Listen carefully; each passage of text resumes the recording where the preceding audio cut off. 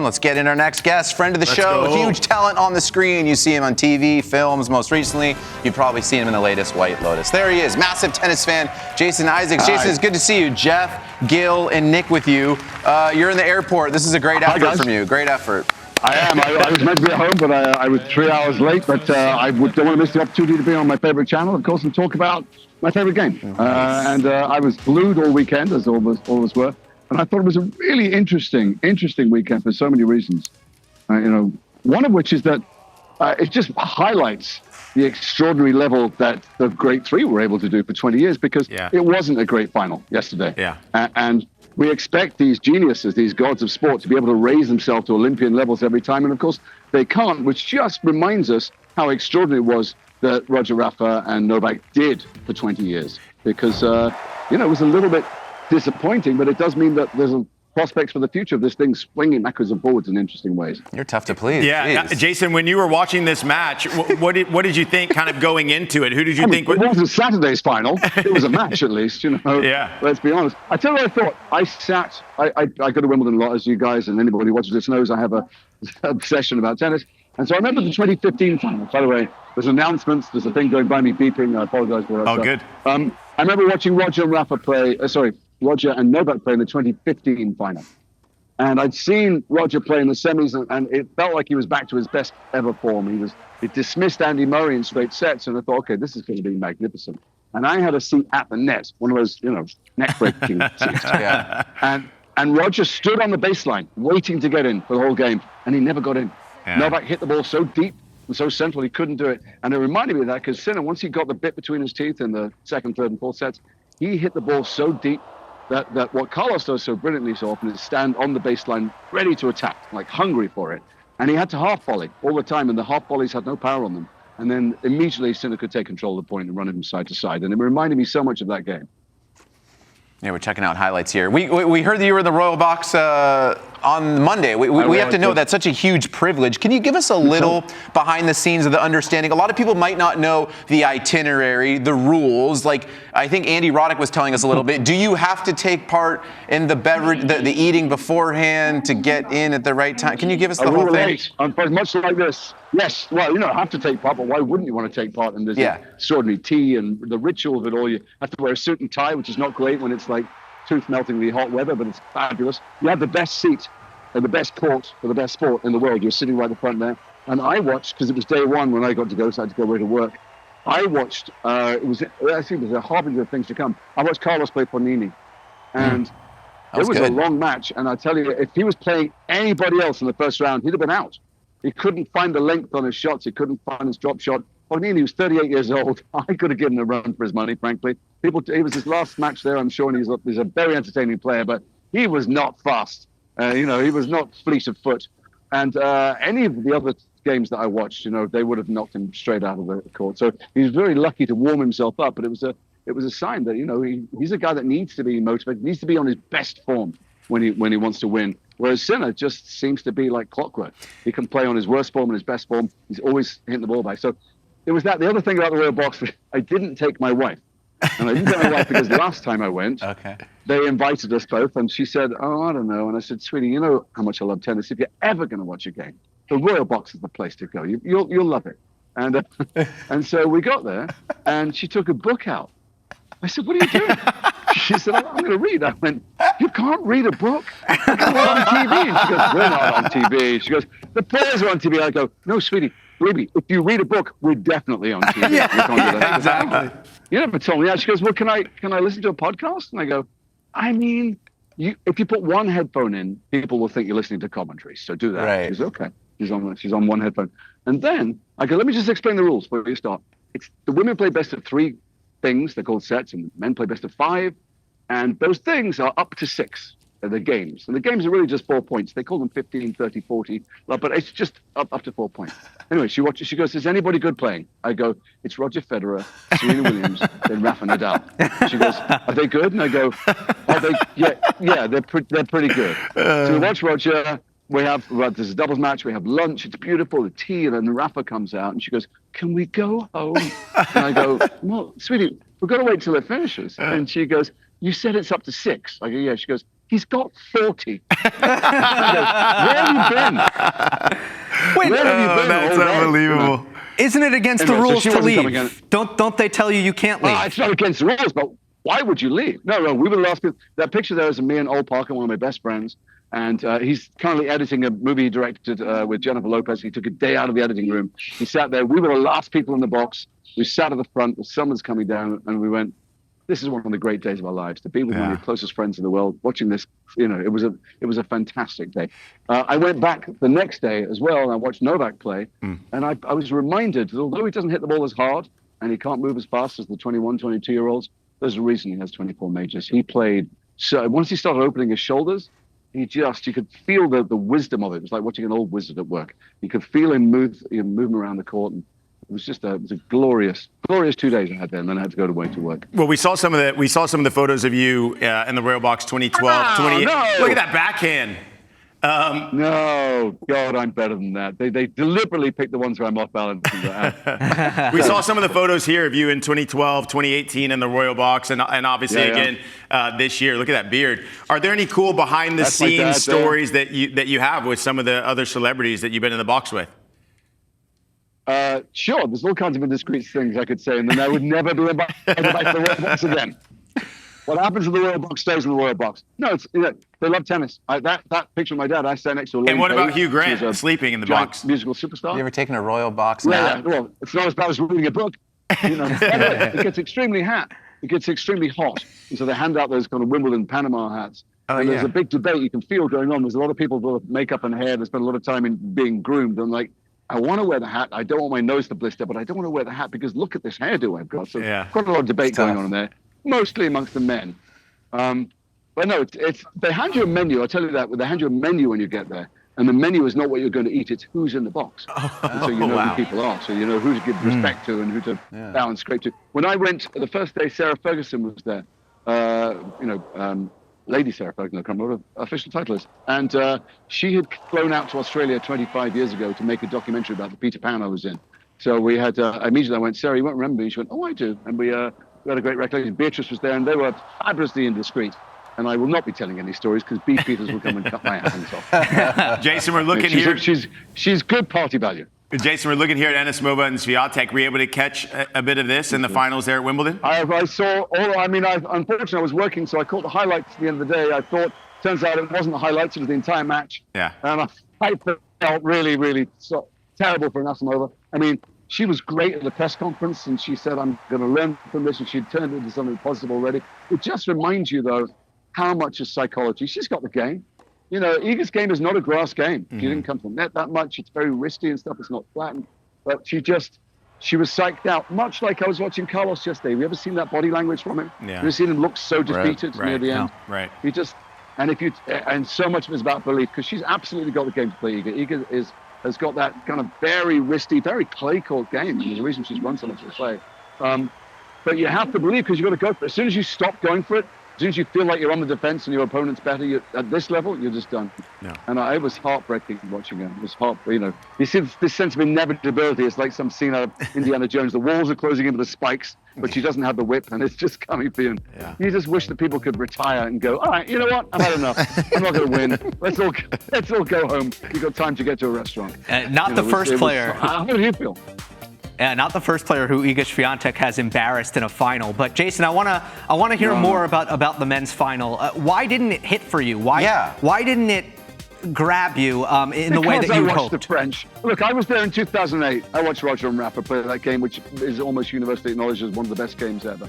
And one of the reasons it's the best game is not just the shots they pull off, it's when they pull them off.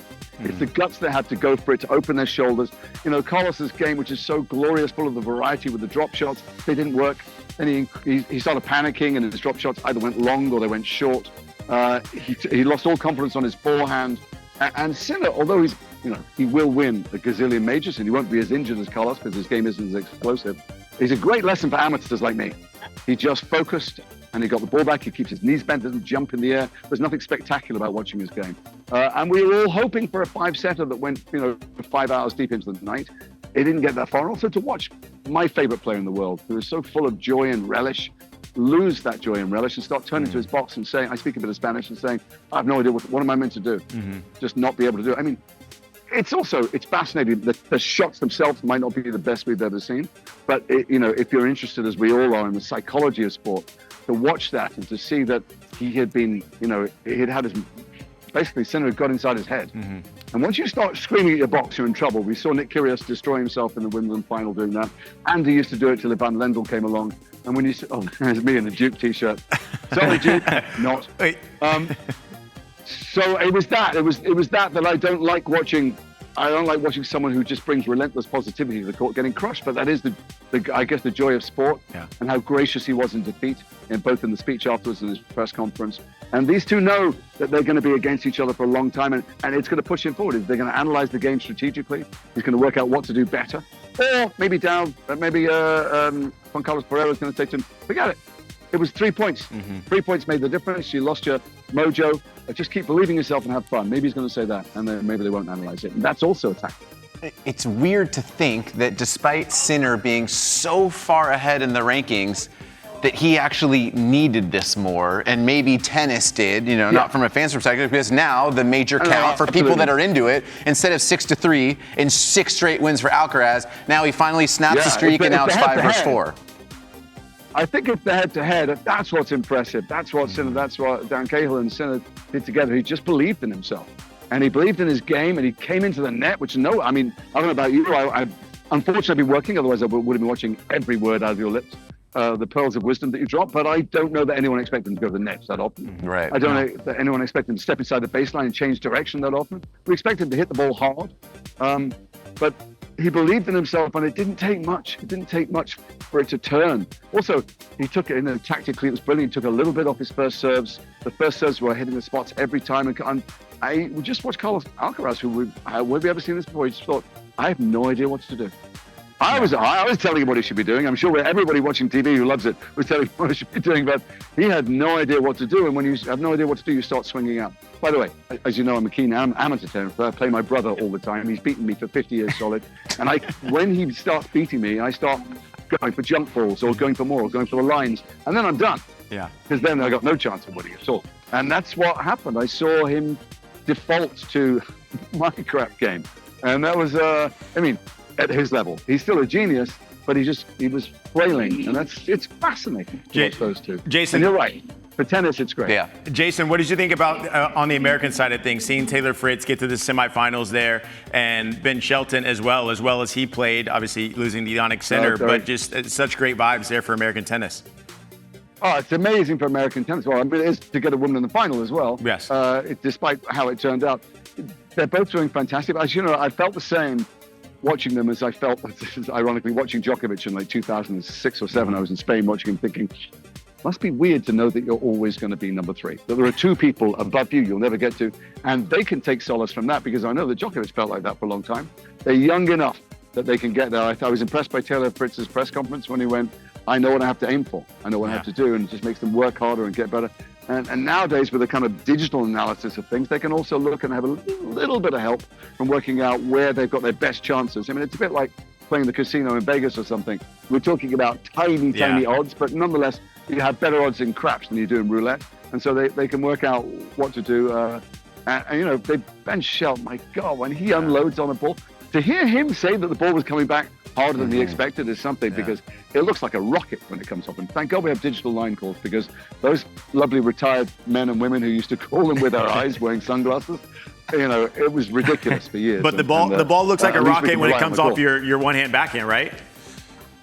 Now that is a balletic pose. God bless them for using that photograph. They said they'd send me the contact sheet and I could choose the good ones, but I feel like my enemies were in the selection process, but not that one.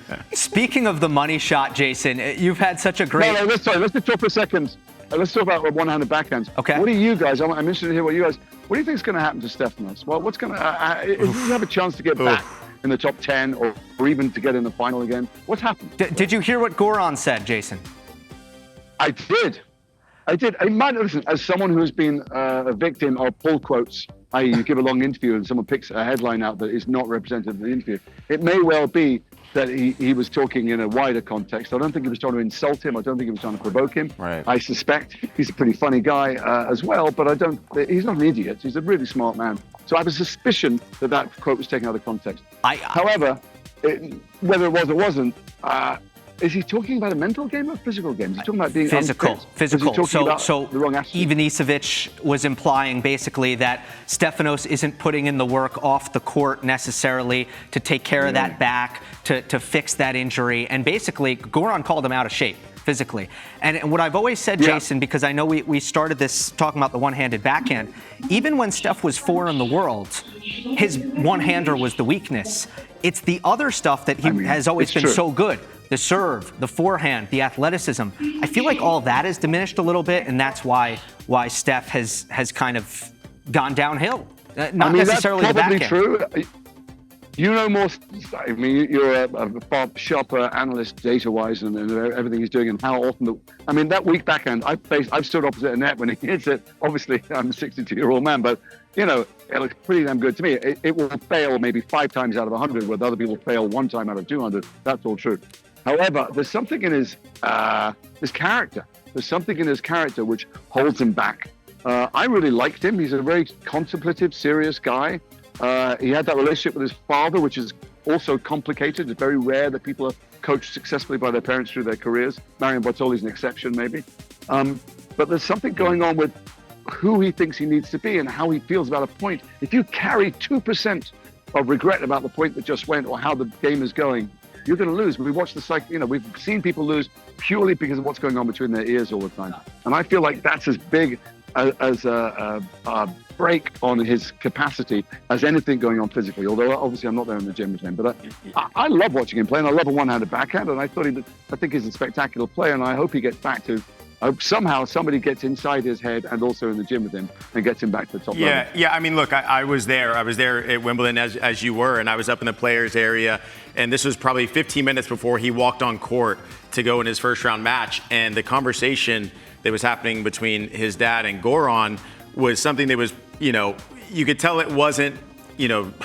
It wasn't a nice conversation. It wasn't a nice conversation. It was more like, hey, from the dad, he needs to do it this way, and Goran was just taking the punches, right? And this is 15 minutes before the match. So that doesn't help Stefanos because he knows that his dad and the coach aren't getting along, or there's some tension there. So as a player, you have to decide, okay, is my dad is he the word, or is my coach the word, or is my dad not able to come anymore? And it's just because if you look at Coco Gauff, right? Coco Gauff, I mean, of course, Corey was the coach forever, right? But now she has her own 2 other coaches. Corey's been able to take a step back. So the dad, I think, has to be able to take a step back. And so far back. And that'll be able to help Stefanos if that separation happens. So I've worked with a couple of young people on screen whose parents were their managers as well, and they get executive producer credits. And then they start getting involved in the story, and they get involved sometimes. I don't want to name names, but a couple of times I've seen that relationship really screw up their children's careers. Yeah. And I'm not criticizing, I can't remember his name is, Stefanos' dad. I've met him a couple of times, lovely guy. But I just feel like, anyway, I'm as interested, I'm sure all of your tennis fans are, as interested in the psychology of what goes on as the physicality of them. And with Stefanos, it's clearly between his ears. Same with Nick Kyrgios, I guess we're never going to see Nick play at a high level again. He's such a great commentator now. He's so great to have in the box, but I guess we're never going to see him on court. Well, we'll see. I mean, I know he's signed up for the DC tournament, and I saw him there at Wimbledon, and he was practicing in the mornings. So he'd practice in the morning and then go do whatever he was doing in the afternoon. So let's see if physically he's able to come back and play DC. I think he won DC one year, so he definitely feels comfortable and confident once he's there. Just to say, by the way, to counter the argument, because I love a good debate and I never want to get off the air, when it comes to saying that Stefanos isn't fit enough or strong enough, and obviously you have to put the work in. I saw Bublik win a tournament, and he doesn't train that much. He's just got natural talent and joy and enjoys himself, and he went, maybe you can do it. Maybe you can train a few days a week and you can enjoy your family and your kid. And he was advocating a kind of different approach. And, maybe it's not about what you do in the gym. Yeah, and that was going around the locker room. All the players were talking about how Stefanos was actually looked out of shape, was out of shape. So everyone knew, right? So this isn't something where it was like, where all of a sudden Goran says it. And then people were like, wait, he's out of shape? I mean, guys knew that he hadn't been putting in the work. But, you know, on Bublik's side of things, you know, he actually talked about how he put in so much work in the preseason and then felt like it wasn't paying off. But again, he had put in the work, and then all of a sudden at some point it does pay off. And he serves 140. And he serves 140. It's part of it. That's true. I don't know if you guys know what the game snooker is. It's like pool, but 1,000 times harder, tiny pocket. Yeah. Anyway, the world snooker champion is a guy called Ronnie O'Sullivan, or he's won it, attempts it 5 times. And I sat next to him at lunch one time. I was chatting to him. And I said, do you want more world championships? Does it matter to you? He said, I just can't put in the 10-hour days. And I went, wait, you're a million times more talented than anyone who's ever picked up a cue. And he's put 10-hour days in. He went, yeah, if I do 5 hours, I lose to the kids who put 10 hours in. No. I may be talented, but I still got to put the work in. Yeah. So, you know. Yeah, that's a good reminder. That they're good. They get the big bucks. They should put the big work in. Yeah, and on the flip side, well, maybe he's regressed, but it also just let's give a nod to how high the level has gotten. You know, people raise their game. You know, you got to go with them. Hey, Jason. So let me ask you, where do you stand on the thing that Max said the other day, which is that either of these boys, the way they played at the French Open, or maybe even the way they played yesterday, would beat Brime Rafa on clay and Djokovic on hard court and Federer on grass? It's controversial. He likes being controversial. I don't think he's wrong. I think he's wrong about grass, but I think he's right. He may be right about the other 2 surfaces. I think he may be right. I'm not sure crazy. It matters. That's my I'm not first sure thing. It matters, though. I actually don't love the discussion topic, right? Because if you take any player from the 90s and put him against the players today, if you take, I was looking at the rankings just for fun 15 years ago, and Michael Yodra, do you remember the serve and volleying Frenchman? Michael Yodra, yeah, he was world number 25. Would he beat Kecmanovic? Right. No, but does that tell us anything about who was a better player or who had the better career? No, it doesn't. Right? No, but it tells us something about what they've done to their bodies, that they can all do the full splits. Right. And, and they're sliding on every surface. It doesn't mean who's naturally more better talented, but it just is interesting to go, oh, they hit the ball harder, they move faster, they slide more. They've done things to the game that could not be done before. Right. Yeah, it's more rhetoric, just the way the sport's evolved. I find that pretty exciting and interesting. You know. I think it is too, because it's more about just where the sport has evolved, not necessarily if the player is better at tennis. People, sure. Yeah.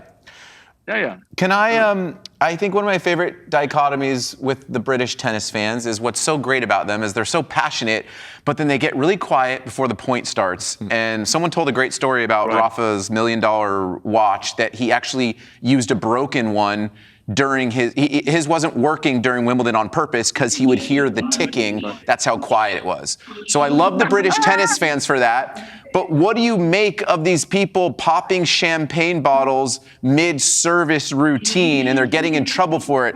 Was that you? What do you say to the bottle poppers on center court with their champagne? I'm shipping some sparkling water, just so you know, but I think it's disgusting. But also, I think those people who shout out when the general hubbub has died down should be made to leave. Love it. I just think anyone who wants to hear themselves, nobody bought a ticket to see them. Nobody bought a ticket to hear their comments or their heckles. It's not a comedy show. Yeah. And I just think that, there should be, I don't know, it's pretty draconian. But if you disrupt like that, you should be signing a waiver that we're the first warning and you're out. Because they knew, someone knows that they're pushing a cork up in a bottle at a moment like that. And it's just not right. So, and it happens, by the way, at other tournaments. Wimbledon is kind of a cathedral. Yes. Wimbledon is more reverential than the other tournaments I've been to. I've been to the American, it's fantastically exciting. But people are loud and they're shouting. They're on their phone. They're screaming at their friends to the other side of the stadium. The French, they're just all about passing the cheese and the wine. The Australians, are telling each other the rugby results, whatever. But at Wimbledon, there's a kind of reverence, which is fabulous. Is when it's broken by someone, get them out. Drag them out by their feet is what I say. I agree. How do you think Wimbledon compares to other major sporting events that you've attended? Are you putting it up at the very top, Wimbledon? Well, for me, there is no sport like tennis, and there is no place like Wimbledon. And the sound, just the sound that the ball makes hitting the strings, actually when the roof is closed, funnily enough. When the roof is open, it's a completely different game, and the roof is closed. But the sound there is just, it's the greatest sound in the world. And I've heard that sound at other places. And the game is so beautiful. I like the fact that the grass bounces higher nowadays. I like the fact that we don't get we can actually have rallies nowadays, which is great. And the fact that they're all wearing white and they're not moving advertising billboards, everything about it is gorgeous. And I remember going 2015. I guess it must have been 2015. I sat next to this couple, older African-American couple, and the lady I heard mention, it was her birthday, and I went and I can't remember if I told her this last time. I went and got her some strawberries and cream for her birthday, and I gave it to her. And the guy leaned over and he said, "Oh, thank you so much, sir. It's very generous. How much do I owe you?" And I said, "No, it's for your wife's birthday." He said, "How do you do, sir?" Charlie Ash. And I said, "Charlie, you're off his brother." He said, "Yeah." I just, sure. I'm here to commemorate. It's the 40th anniversary of my brother's victory. And I said, "What, did the media know you're here? I know all the BBC people and stuff. If you want to interview," he goes, "I just want to sit here quietly like everybody else and just remember." And not only was he just a wonderful, dignified man being there to remember his wonderful, dignified brother, but it was he understood the atmosphere of the place. It wasn't about, it is a place where people go to revere tennis as a sport, not to watch it like watching gladiators. It's somehow, there's something magical and almost religious about Wimbledon that you don't feel at the other tournaments. Yeah. But obviously, I'm completely biased. Yeah. And also, it's a place I can get free tickets to. In the Royal Box. Jason, I'm going to ask you about your second passion after tennis, which is show business. It doesn't get it's too much. It's a long way down. Tennis is up there, spinning out across, and then show business. A long way down. Well, look, it doesn't get much bigger than Harry Potter, but something that has always amazed me about White Lotus is the cultural thing that it does. For example, like you're wearing a Duke shirt and holding a firearm, it becomes a huge meme. It has this internet presence and this star building quality. What is it about the show that creates so many memes and creates so much kind of star building? It's a great question, and there are people all over the world, but particularly in Hollywood, desperately trying to work it out. I'll tell you, I'll bring it back to Harry Potter for a second. I've done 1 billion interviews about them, as we all have, all over the world for each film. And one of the questions always asked is, why is it so successful? And I have waxed lyrical about it, and the themes of friendship, and nobody has any idea. If they did, they would be able to repeat it. So the answer is Mike White. That is the answer. The only reason it's successful is there is a genius writing, directing it, and everybody else is trying to replicate it, and they have no idea. By the way, this most recent season, they thought it was successful before. They kind of blew up and took over the world. And I'm sure they're all thinking, how can we do that again? I'm sure Mike's thinking, oh my God, what just happened? What's going to happen next time? Because what he does is just write stories. He writes stories about people. He's not in any way trying to make a point about politics. None of those characters are ciphers. They're all human beings as he sees them. And if you have a chat with Mike White, by the way, he's a huge tennis nut. I don't know if he watches tennis. He plays all the time. If you have a chat with him ever about his approach to it, it's because he doesn't see anybody as symbolic of anything. He's not trying to make a point about, Trump's America or anything. He loves reality shows. He just did another season of Survivor. That's where he thinks he finds real people. And he creates these characters that do things that characters on TV don't do. Because characters on TV, let you into a secret. Luckily, nobody's watching. It was just between us. But they are developed. There's a bunch of people, well-meaning people, all very smart, in suits, all contributing ideas based on all the TV shows they've ever watched. And when you have a bunch of people contributing ideas to a creative idea, you get what my favorite saying about the development process is: a camel is a horse made by a committee. And you end up with this kind of homogenous soup that looks a little bit like everything you've ever seen before. Mike White writes his own shows, and no one touches them, and it's his voice. Wow. And he writes people how they present themselves to him, and he's not in any way trying to adhere to any formula. Wow. But that's as close as I can get to analyzing it, which is there is a guy, and that guy is a guy you want to be working with. Unfortunately, I think my character's got a prison, and I won't be back in White Lotus for.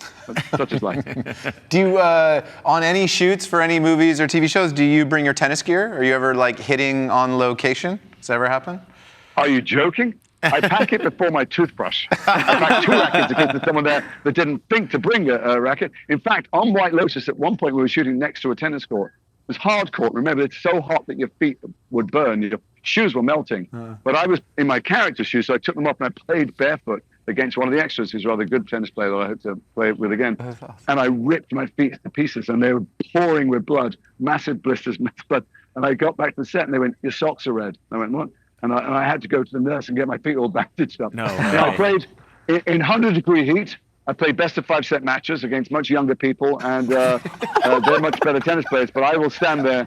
Is anybody old enough there to know the film Bridge Over the River Kwai?